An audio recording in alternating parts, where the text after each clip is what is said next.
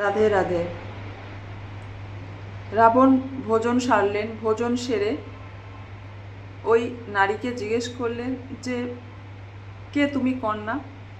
চাঁদের মতো মুখ যার, সে কিনা এই পর্বতে কি করছে?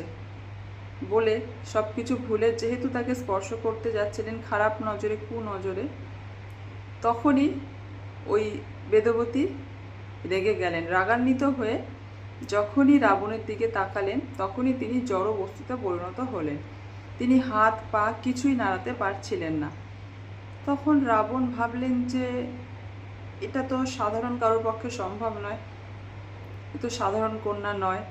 তখন তিনি মনে মনে সব কিছু কী করে দেখলেন যে না, এ তো সাধারণ নারী কেউ নন, ইনি স্বয়ং লক্ষ্মী দেবীর অংশ।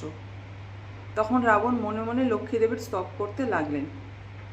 স্তব শুনে ওই বেদবতী তো খুবই আনন্দিত হলেন, কিন্তু আনন্দের মধ্যেও তো দুঃখ রয়েছে। যেহেতু খারাপভাবে তাকে স্পর্শ করতে যাচ্ছিলেন, ধরতে যাচ্ছিলেন, খুবই খারাপ নজর নিয়ে, খারাপ মনোভাব নিয়ে, তখন বেদবতী রাবণকে অভিশাপ দেন যে পরিবারের সকলকে নিয়ে ধ্বংস হবে বা বিনাশ হবে। রাধে রাধে।